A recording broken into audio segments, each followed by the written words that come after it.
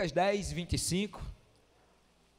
E eis que certo homem, intérprete da lei, se levantou com o intuito de pôr Jesus à prova e disse-lhe: Mestre, que farei para herdar a vida eterna? Então Jesus lhe perguntou: que está escrito na lei? Como interpretas? A isto ele respondeu: amarás o Senhor teu Deus de todo o teu coração, de toda a tua alma, de todas as tuas forças e de todo o teu entendimento, e amarás o teu próximo como a ti mesmo. Então Jesus lhe disse: respondeste corretamente, faze isto e viverás. Se você se perdeu, eu estou no 29. Ele, porém, querendo justificar-se, perguntou a Jesus: quem é o meu próximo? Jesus prosseguiu dizendo: certo homem descia de Jerusalém para Jericó, e veio a cair nas mãos de bandidos, os quais, depois de roubarem tudo que era seu, e lhe causarem muitos ferimentos, retiraram-se, deixando-o semi-morto. Casualmente, descia um sacerdote por aquele mesmo caminho, e vendo-o, passou longe. Semelhantemente, um levita descia por aquele lugar, e vendo-o, também passou longe. Certo samaritano, que seguia o seu caminho, passou-lhe perto, e vendo-o, compadeceu-se dele, e chegando-se, pensou-lhe, e chegando-se, aqui nessa tradução diz, pensou-lhe os ferimentos, mas cuidou dos seus ferimentos, olhou para os seus ferimentos, aplicando-lhes óleo e vinho, e colocando sobre o seu próprio animal, levou-o para uma hospedaria e tratou dele. No dia seguinte, tirou 2 denários, R$200 na moeda de hoje brasileira, e os entregou ao hospedeiro, dizendo: cuida deste homem, e se alguma coisa gastares a mais, eu te indenizarei quando voltar. Qual desses 3 te parece ter sido o próximo do homem que caiu nas mãos dos ladrões? Respondeu-lhe o intérprete da lei: o que usou de misericórdia para com ele. Então lhe disse: vai e procede tu de igual modo. Senhor, pedimos que essa palavra se torne viva em nossos corações. É isso que está escrito, mas para além do que está escrito, o Senhor tem tantas coisas especiais, mesmo que em pouco tempo, para nos dizer. Então, que todos nós aqui estejamos atentos e atentas à palavra do Senhor, que será posta em vida nesse momento. Agradecemos, porque sabemos que isso acontecerá. Amém. Deixa eu te fazer uma pergunta, pense muito e responda para você mesmo. Você prefere fazer certo a coisa errada ou fazer errado a coisa certa? Pense aí, pense aí, pense aí. A pergunta é clara. Eu não sei se fica claro na cabeça. Você prefere fazer certo a coisa errada ou fazer errado a coisa certa?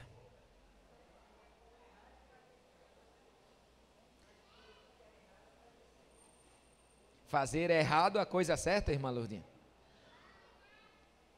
Mesmo que erre, fazer a coisa certa? Ou mesmo que acerte, fazer a coisa errada? O que é que você prefere? Você prefere, mesmo que esteja errando, fazer a coisa certa? Ou mesmo que esteja acertando, fazer a coisa errada?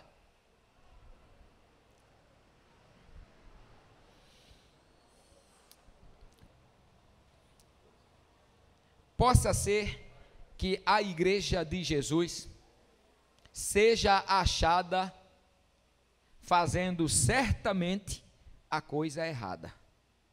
E eu quero dizer a você que fazer certo a coisa errada é catastrófico. O ideal é fazer certo a coisa certa. Mas entre fazer certo aquilo que está errado, é melhor fazer errado aquilo que está certo.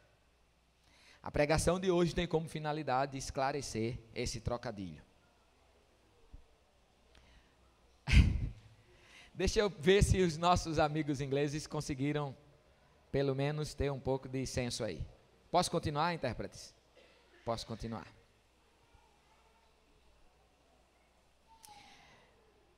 Possa ser que a igreja esteja fazendo certamente a coisa errada. Deixa eu dar um exemplo do perigo de fazer, mesmo que certo, a coisa errada. Imagine que você é um mestre de obras e recebe uma obra para construir num terreno vazio, e você é um mestre de obras muito conceituado, então o arquiteto que trabalha contigo confia em você. Gente que está traduzindo, se precisar que eu vá mais devagar, peça, por favor. Precisa? Certo. E aí esse arquiteto pegou ali 2 obras, 2 casas para construir, e chega para você, você é o mestre de obra, então ele chega e diz: Cacildo, tenho 2 casas para você fazer, a casa de João e a casa de Maria. Está aqui as 2 plantas, essa é a planta da casa de João, essa é a planta da casa de Maria. Mas o arquiteto, mas o mestre de obra, na sua agonia, troca as plantas e começa a construir a casa de João no terreno de Maria, e a casa de Maria no terreno de João, e ele está lá empenhado, fazendo tudo certo, monta a equipe de maneira certa, seleciona o material de maneira certa, como um mestre de obras eficiente que ele está fazendo a coisa de maneira certa, tudo certo, mas ele trocou as plantas.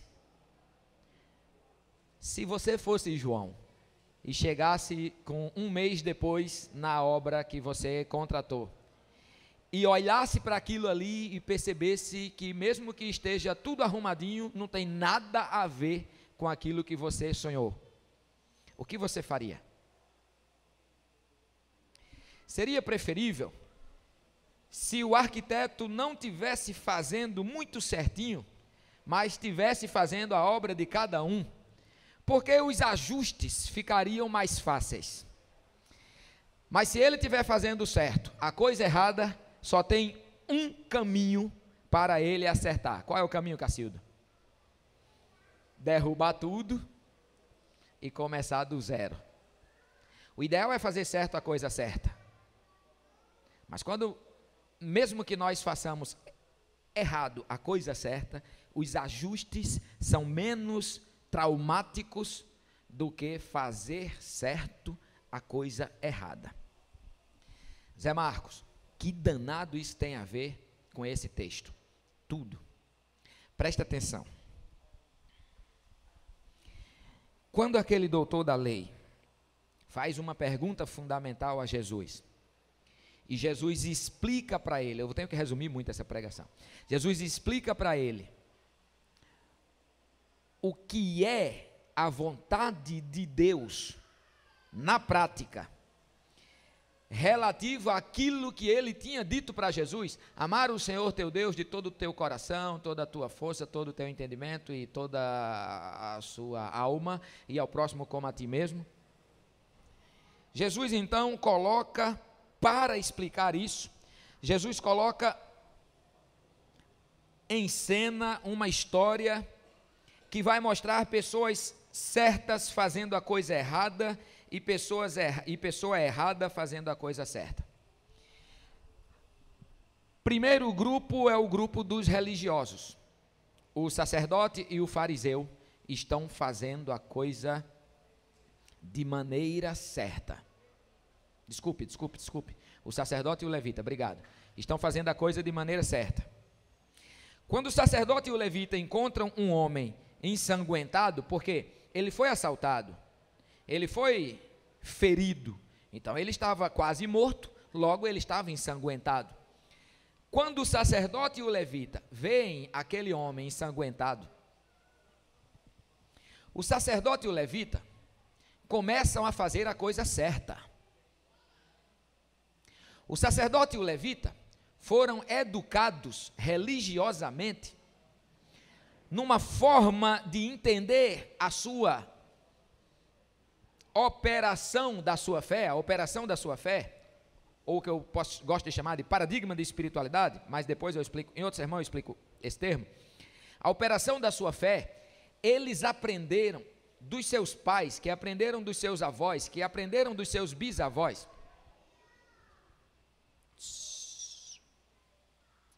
Que eles não podiam tocar em sangue, porque senão eles se tornariam impuros.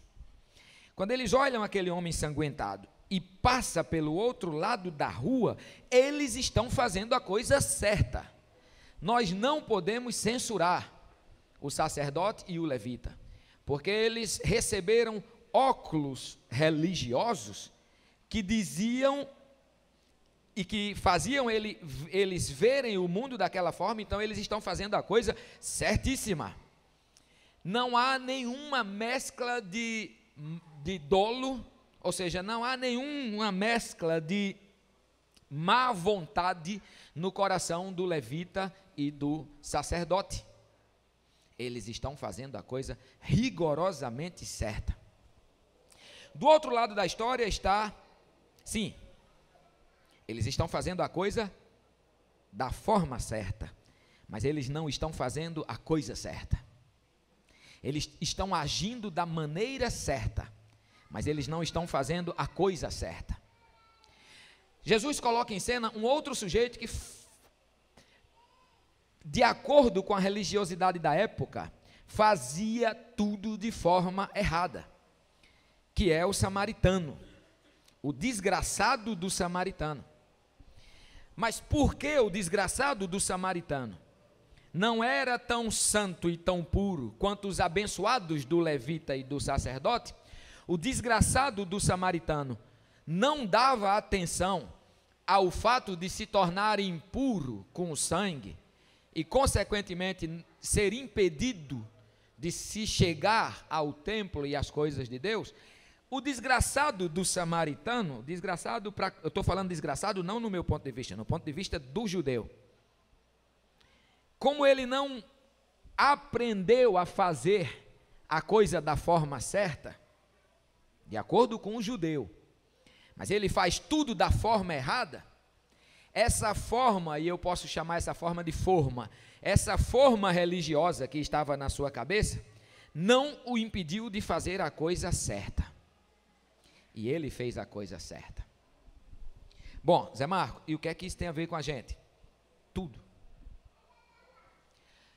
Possa ser que a igreja se ache fazendo a coisa certa, fazendo a coisa errada da forma certa. Posso dar muitos exemplos para nós.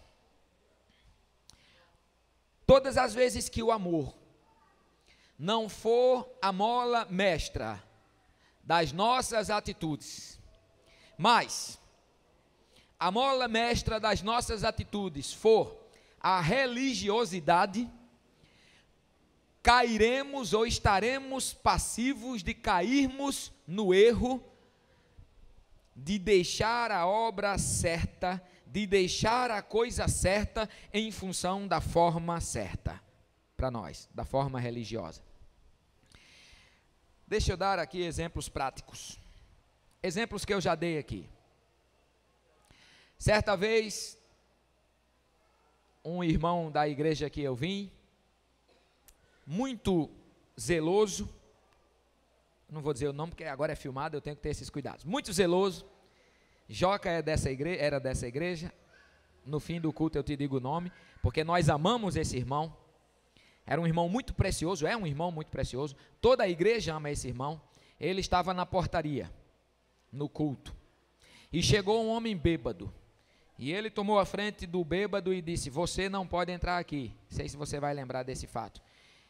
E o bêbado disse: eu posso, porque a igreja não é sua. E nessa hora, movido por muita ira, por causa do seu zelo religioso, ele deu um soco no peito desse bêbado que o jogou do outro lado da rua.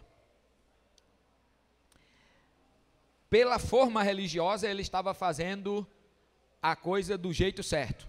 Não permitiu que um bêbado entrasse no culto. Mas se formos olhar a vontade de Deus, ele fez tudo errado.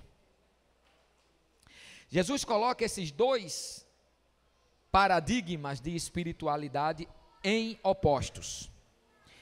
E Jesus causa um nó na cabeça daquele mestre da lei e obriga aquele mestre da lei a reconhecer que uma pessoa toda impura estava fazendo a coisa certa.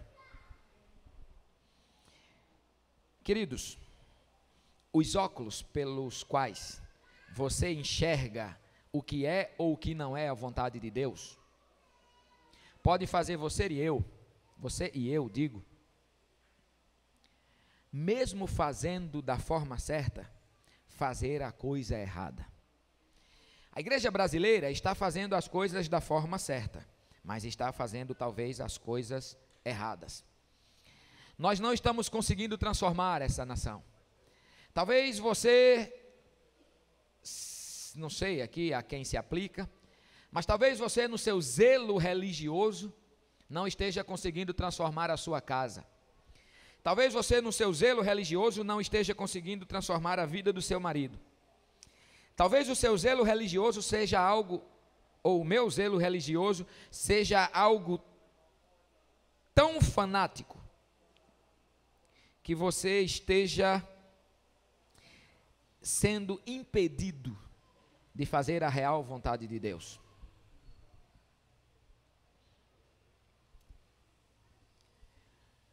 Eu acho que aqui não tem isso, não tem esse tipo de pensamento.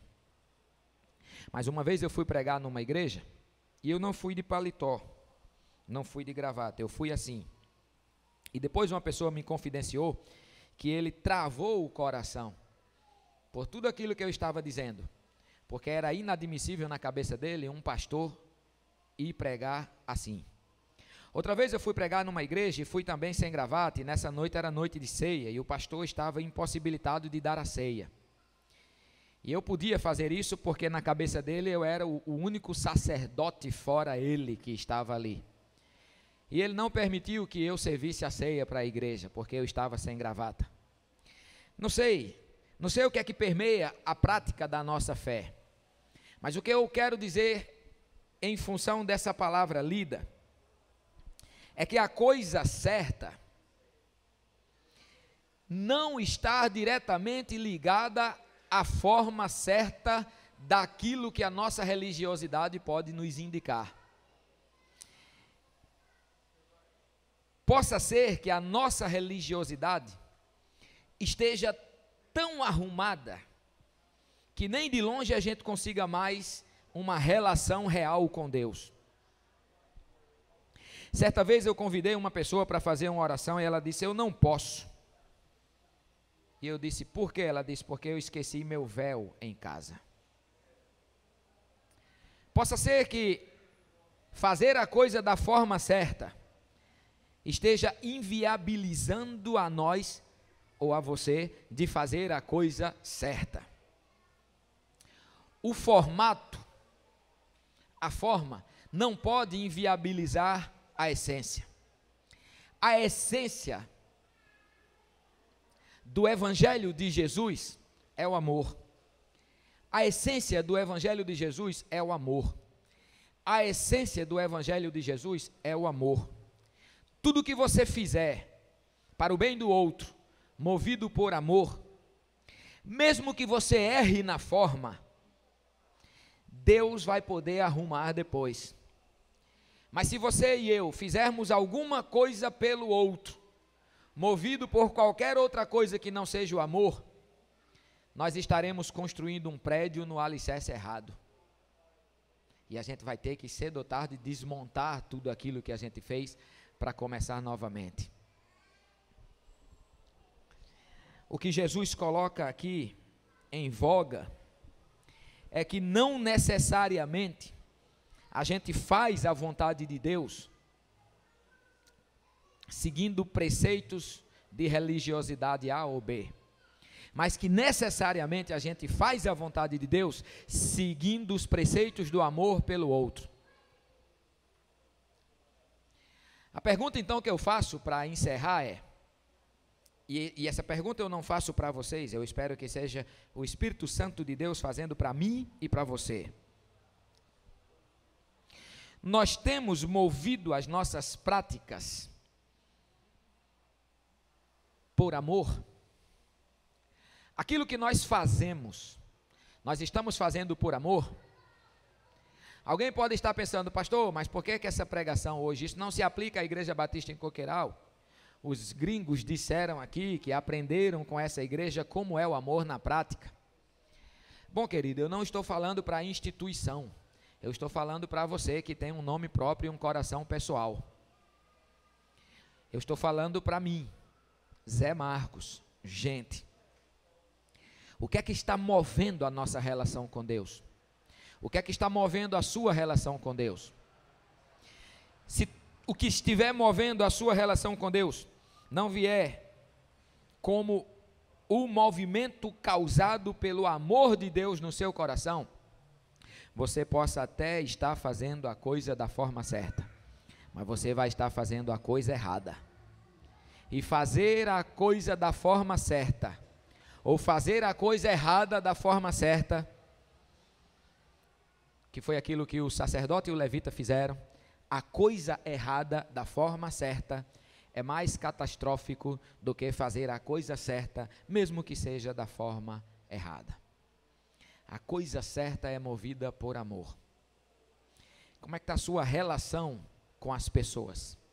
Como é que está a sua relação com o seu testemunho? Como é que as pessoas estão vendo Jesus em mim e em você? Há espaço para se enxergar o amor de Deus nas nossas vidas? Se só houver espaço na minha e na sua vida para se enxergar os esquemas da religião, as regras da religião, e jamais o amor, ou quase nunca o amor, possa ser que, bota no meio, possa ser que você esteja fazendo tudo da forma certa, mas esteja fazendo tudo errado. Eu não sei que reverberações, que ecos essa pregação vai ter aí na sua cabeça, na minha cabeça. Depois eu vou continuar essa pregação. Isso aqui é apenas a introdução de uma pregação grande. Depois eu vou continuar essa pregação. Não era a forma certa se deixar tocar por uma mulher que sangrava há 12 anos. Não era a forma certa tocar num leproso impuro. Não era a forma certa entrar na Samaria. Não era a forma certa chicotear os comerciantes da fé. Não era a forma certa chamar sacerdotes, levitas, fariseus, consequentemente saduceus, escribas, de hipócritas. Não era da forma certa dizer que aqueles que chegavam dizendo, mas no seu nome eu expulsei demônios, no seu nome eu curei pessoas, dizer para essas pessoas, eu não conheço vocês. Isso não era a forma certa. Jesus fez tudo da forma errada. Quando eu digo da forma errada, me entenda, eu estou falando de acordo com o padrão religioso do sacerdote e do levita que passou longe do homem que estava ensanguentado. Jesus fez tudo da forma errada, mas ele fez a coisa certa. E porque ele fez a coisa certa, nós podemos celebrar esta ceia, sabendo que seu sangue nos lavou de todo o pecado, porque ele fez a coisa certa. Se Jesus fosse se preocupar com a forma certa, nós não poderíamos celebrar esta ceia agora. O que moveu Jesus a ir para a cruz? Não foi a religiosidade que moveu o levita passar longe do quase morto. Não foi o ritualismo que moveu o sacerdote passar longe do impuro. Mas foi o amor que moveu o samaritano cuidar do quase morto. O quase morto é você e eu. Nós somos a coisa jogada na beira do caminho. E porque Jesus fez a coisa certa, mesmo que não tenha se enquadrado na forma certa da sua época, mas ele fez a coisa certa. Nós ganhamos o acesso de Deus a nós, o Deus Emanuel. Que ao comermos esta ceia, possamos lembrar que a essência que deve mover a nossa prática de fé em Deus é o amor, nada mais do que o amor, nada menos do que o amor. Não necessariamente qualquer outra coisa que não seja o amor. No fim, tudo vai passar, mas nós vamos ser julgados pelo amor. Nós não vamos ser julgados por zelo religioso. Nós não vamos ser julgados por formatos religiosos. Nós vamos ser julgados por atos certos. Jesus dá uma tapa na cara do doutor da lei, quando o obriga a dizer que o próximo daquele homem foi o fariseu. Desculpa, a cabeça está cansada. Foi o samaritano. Mas Jesus dá uma tapa na cara daquele homem, muito maior ainda, quando ele diz: vá e faça o mesmo. Loucura. Pela forma certa, Jesus ia dizer: imite o levita, imite o sacerdote, mas Jesus diz: imite o samaritano. Queridos, quando a igreja for e fizer o mesmo, quando você for e fizer o mesmo, as pessoas vão olhar para a sua vida, vão olhar para a minha vida e vão dizer: eu quero esse Jesus. Eu quero esse Jesus. Eu quero esse Jesus que libertou fulana. Eu quero esse Jesus que libertou cicrana. Eu quero esse Jesus. Agora, mesmo que estejamos fazendo a coisa da forma certa, mas errada, a coisa errada, as pessoas vão olhar para você e para mim e vão dizer: bom, para ser seguidor de Jesus, como este aí é, eu não quero.